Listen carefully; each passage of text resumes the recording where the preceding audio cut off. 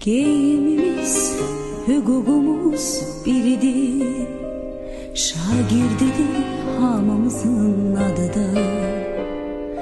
Elə bil ki boyumuzda eynidir, aman Allah ne xoşbəxtlik biz onda. Bir müəllim töhmətiydi dərdimiz, bir töhmətdən için yanardı. Hələ onda bilmirdik ki bunu biz bir gün necə həsrət ilə anarıq.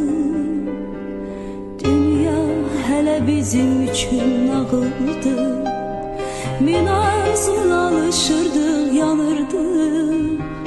Özümüzü biz hamıdan ağıllı, özümüzü nə bəxtəvər sanırdıq.